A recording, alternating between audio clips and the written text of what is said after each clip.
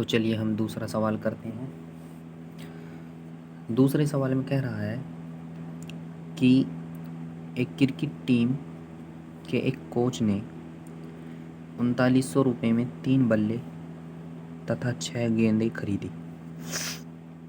बाद में उसने एक और बल्ला तथा उसी प्रकार की 3 गेंदें 1300 रुपये में खरीदी।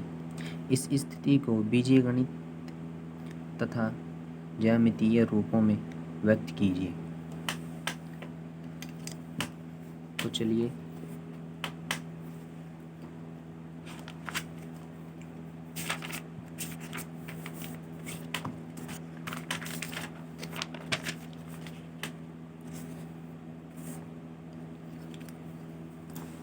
हम इस सवाल को करते हैं। क्वेश्चन नंबर 2, माना कि एक बल्ले का मूल्य कितना x। अब गेंद का मूल्य मानते हैं। माना एक गेंद का मूल्य y। तो देखिए क्या कहता है कि 3 बल्ले और 6 गेंदें 3900 रुपये में खरीदी।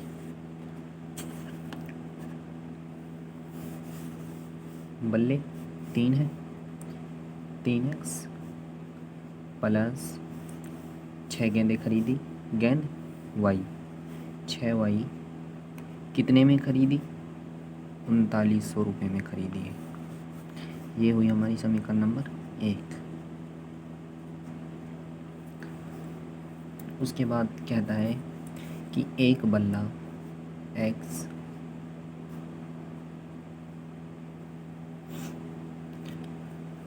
उसके बाद कहता है कि एक बल्ला और 3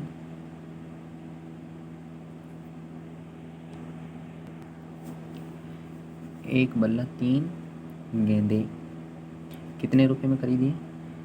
ये खरीदी है उसने 1300 रुपये में। ये हुई हमारी समीकरण नंबर 2।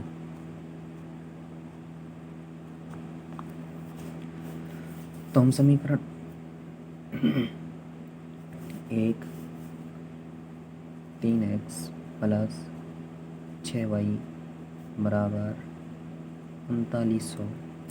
देखिए ये यहाँ 3 है, ये यहाँ 6 है, ये यहाँ 3900 है। तो ये हम इसको छोटी संख्या करने के लिए, जिससे हमको आसानी हो जाए, तो हम इसको भाग कर देंगे। 3 से भाग करने पर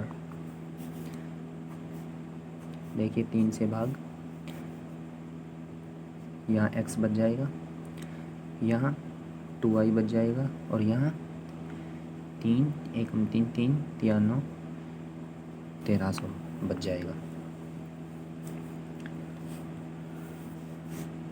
तो हम इसको,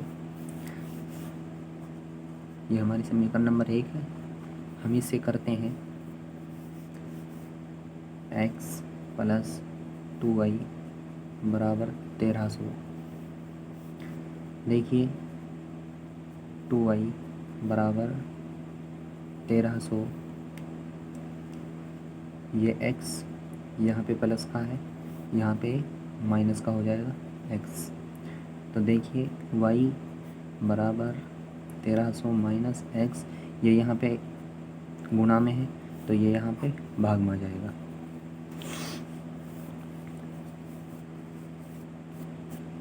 तो अब ये सेम उसी पहले प्रश्न के हिसाब से होगा कि हमको x की जगह ऐसी संख्या रखनी है जो 1300 माइनस करने पर 2 से भाग हो जाए, यानी कि y बराबर 1300। अगर हम x की जगह 100 रखते हैं तो कितना बचता है? 1200 भाग 2, तो कितने पर जाएगा?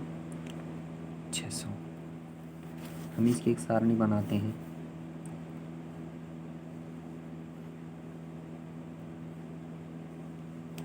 x y, ये देखिए, अगर हम x की जगह 100 रखते हैं, x की जगह कितना रखते हैं? 100, तो y हमें क्या मिलता है? y मिलता है हमें 600। फिर हम एक और लेंगे।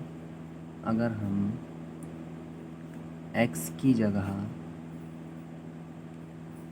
ऐसी कौन सी संख्या रखें कि जिससे माइनस करने पर फिर उसके बाद 2 से भाग हो जाए पूरी, तो हम मान लो 300 रखते हैं, तो कितना बचता है? हमारे पास 1000 बचता है। 2 से भाग करेंगे 1000 को, कितने बार जाएगा? 500। अगर हम x की जगह 300 रखते हैं तो y हमें 500 मिलता है।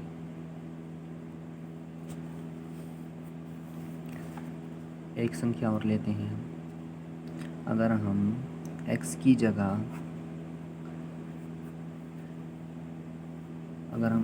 जगह 700 रख देते हैं तो हमें क्या मिलता है?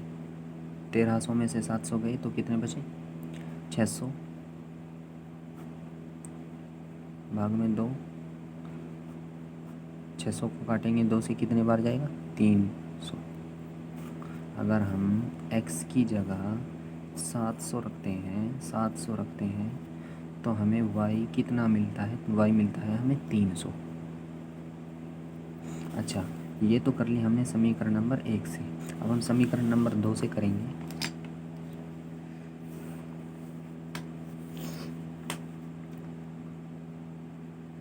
समीकरण 2 से करने पर समीकरण नंबर 2 क्या है? समीकरण नंबर 2 ये रही, x प्लस 3y बराबर 1300।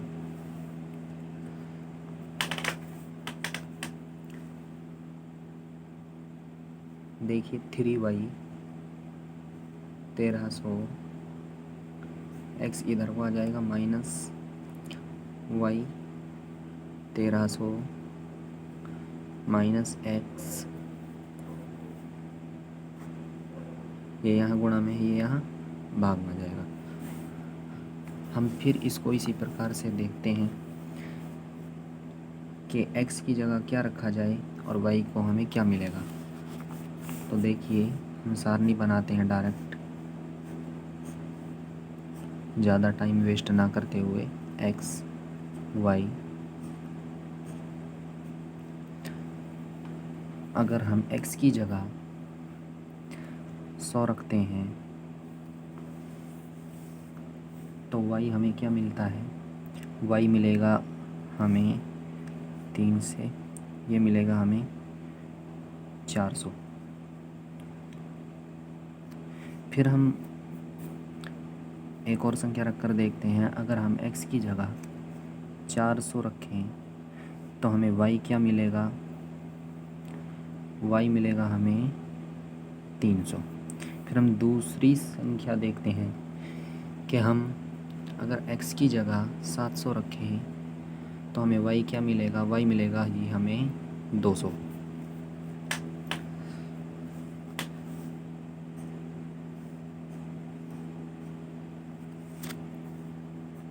ये हो गया हमारे दोनों समीकरणों से। अब हम इसको ग्राफीय रूप में तैयार करते हैं। तो देखिए,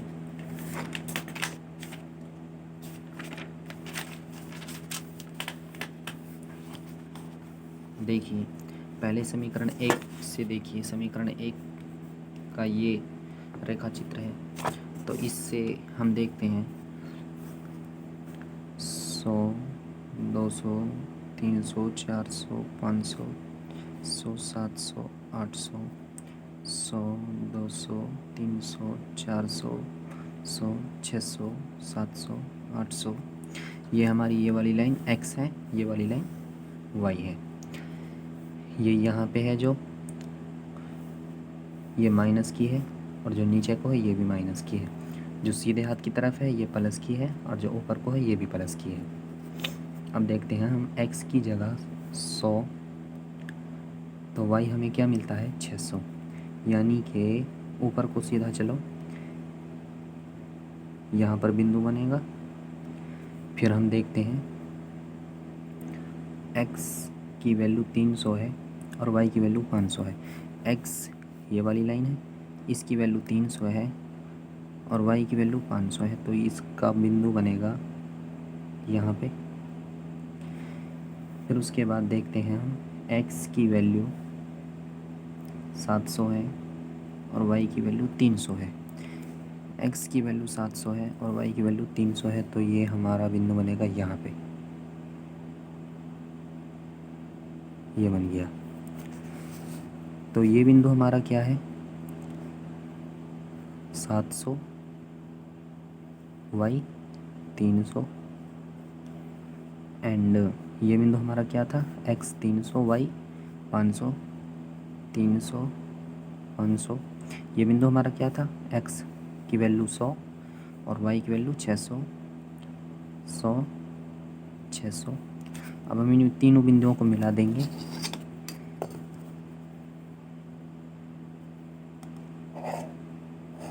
ये मिल गए। अगर आप इस लाइन के ऊपर इस समीकरण को लिखना चाहो, ये किस समीकरण से की गई है, ये पहली समीकरण से की गई। पहली समीकरण हमारी क्या थी, पहली समीकरण हमारी ये थी, तो इसको आप लिख भी सकते हैं x प्लस 2y बराबर 1300। अब हम दूसरी समीकरण का रेखा चित्र करते हैं। दूसरी समीकरण x की वैल्यू 100 है और y की वैल्यू 400 है। x की वैल्यू 100 है, y की वैल्यू 400 है, यहाँ बिंदु बनेगा। फिर देखते हैं x की वैल्यू 400 है और y की वैल्यू 300 है। x की वैल्यू 400 है और y की वैल्यू 300 है, तो इसका यहाँ बनेगा।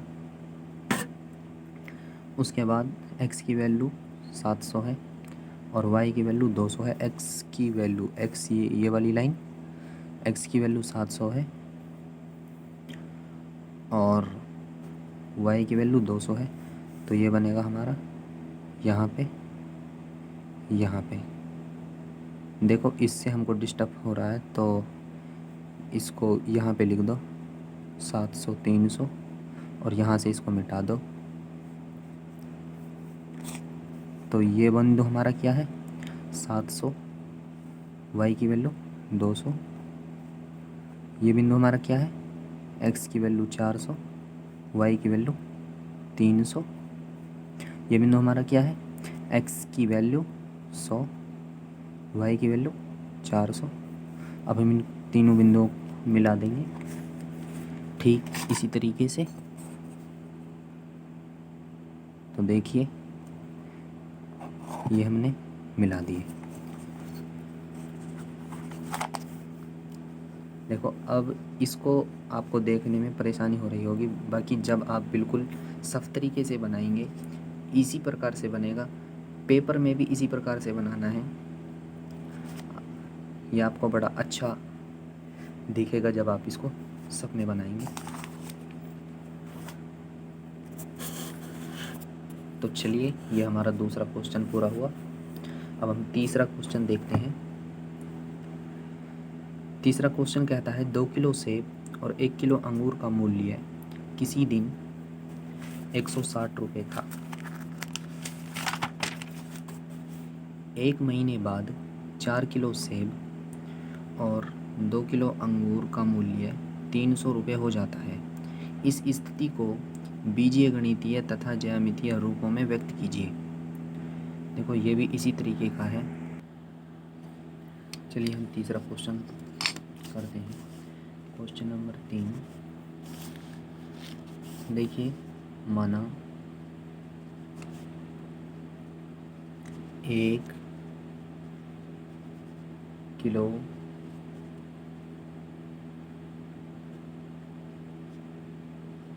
ग्राम सेब का मूल्य x,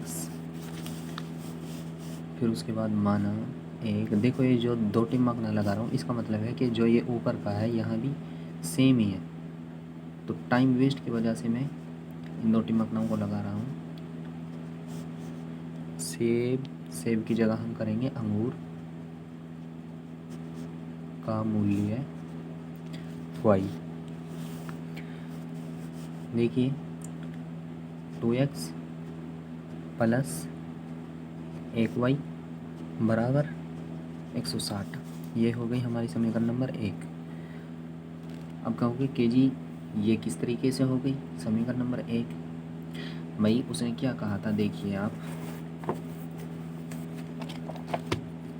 2 किलो सेब और 1 किलो अंगूर का मूल्य किसी दिन 160 था, यानी कि दोनों को मिलाकर 2 किलो सेब और 1 किलो अंगूर को मिलाकर, तो यहाँ देखिए 2 किलो सेब हैं, 1 किलो अंगूर हैं, प्लस फिर उसके बाद ये कितने के हैं 160 के, ये हो गई हमारी समीकरण नंबर 1। तो चलिए इसी प्रकार वो कहता है 1 महीने बाद 4 किलो सेब और 2 किलो अंगूर का मूल्य 300 रुपये हो जाता है। देखिए समीकरण नंबर 2 बनेगी इसकी, वो बनेगी 4x प्लस 2y बराबर 300, ये हो गई हमारी समीकरण नंबर 2। हम इसको समीकरण नंबर 1 से करते हैं।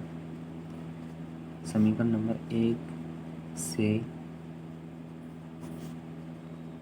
करने पर समीकरण नंबर 1 क्या है हमारी, 2x प्लस 1y बराबर 160, 2x माइनस ये यहाँ प्लस का है 160, तो रखो माइनस का हो जाएगा 160, ये यहाँ प्लस का है, यहाँ आकर माइनस का हो जाएगा। और ये हम अगर 1 को ना लिखना चाहें तो इसको कोई ज़रूरी नहीं है लिखना, बस ओनली y लिख दो, y।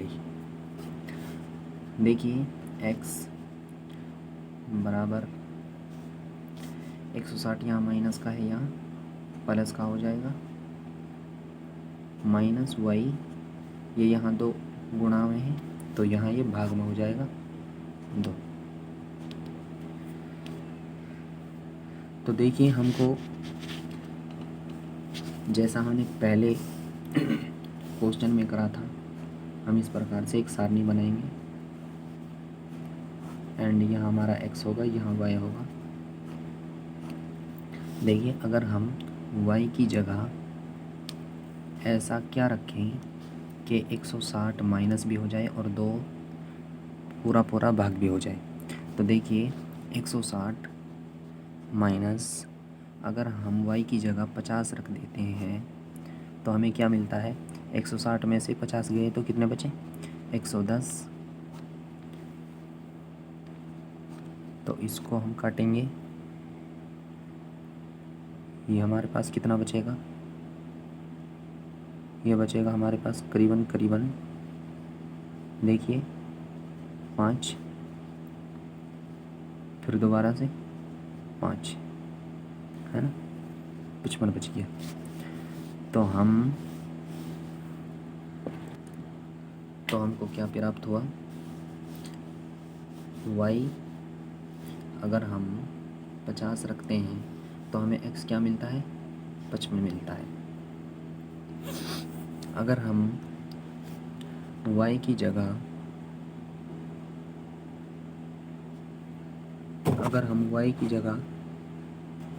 40 रख देते हैं तो हमको यानी कि देखिए 160 माइनस 40 भागा 2, ये कितना बचेगा हमारे पास 120, है ना, ये 2, तो हमारे पास कितना बचेगा, ये बचेगा हमारे पास 60। तो x कितना बचेगा हमारे पास 60 बचेगा। और हम इसी तरीके से अगर y की जगह 80 रख देते हैं, 160 माइनस 80, तो हमको क्या बचता है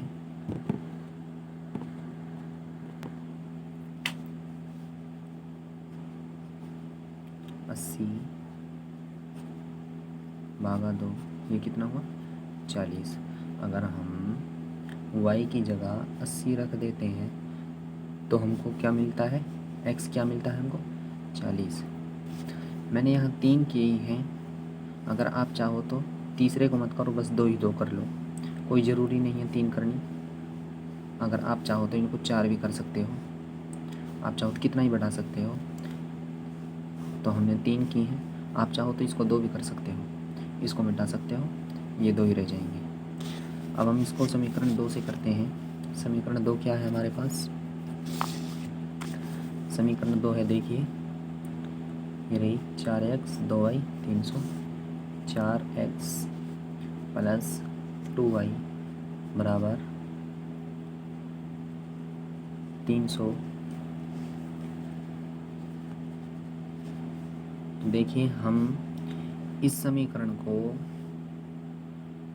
2 से भाग देते हैं, दे देते हैं, 2 से भाग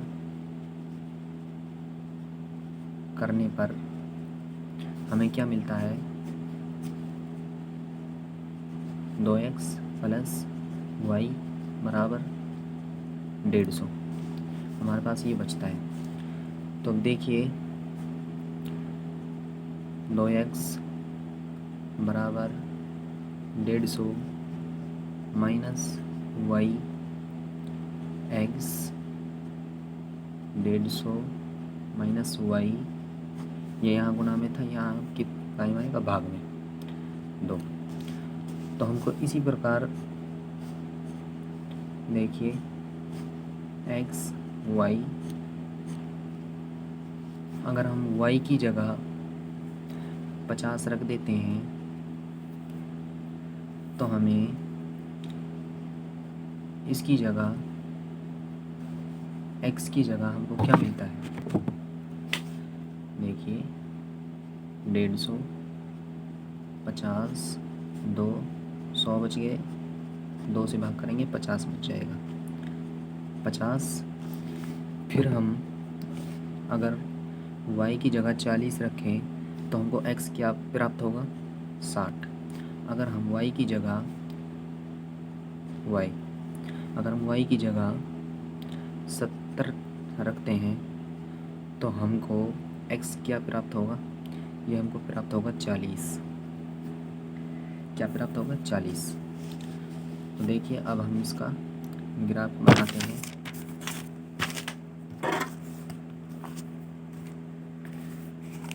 चलिए हम ग्राफ बनाते हैं इसका।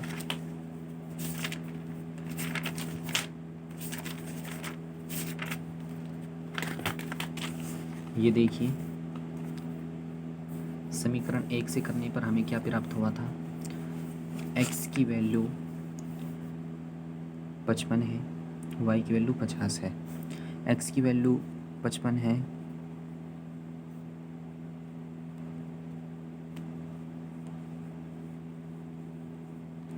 x की वैल्यू 55 है, 55 50 60 इसके बीच में होगा, और y की वैल्यू 50, यानी कि ये यहाँ पे इसका बिंदु बनेगा।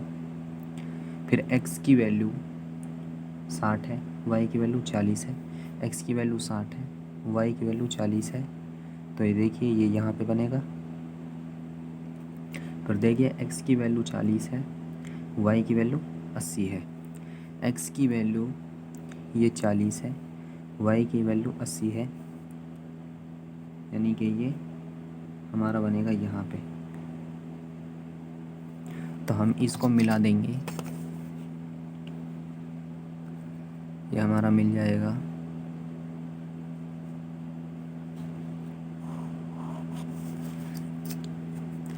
ये पॉइंट क्या है हमारा 40, 80, ये हमारा क्या है 55 और 50, ये पॉइंट है हमारा 60 और 40। अब ये हमारी पूरी ही क्या है, ये समीकरण हमारी पूरी समीकरण क्या है, ये हमारी समीकरण है 2x प्लस 1y 160, ये हमारी समीकरण है।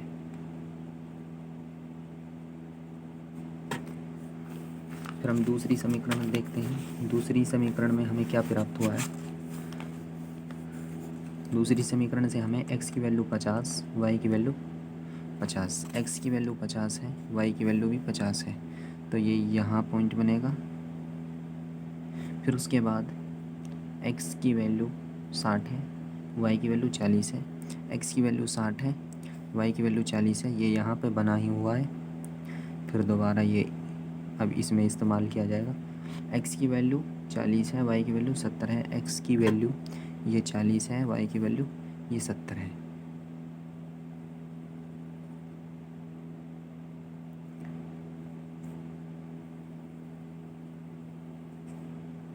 ये बन गया। देखिए हम इनको मिला देते हैं, ये हमारे इसी प्रकार से मिलेंगे। यानी कि ये जो हमारा पॉइंट है, ये पॉइंट हमारा क्या था 60, 40, ये पॉइंट हमारा क्या था 50, 50, ये पॉइंट हमारा क्या था 40, ये 70। ये पूरी ही समीकरण हमारी क्या थी, ये पूरी समीकरण हमारी थी 4x प्लस 2y 300, ये हमारी पूरी समीकरण थी। तो दोस्तों ये हमारा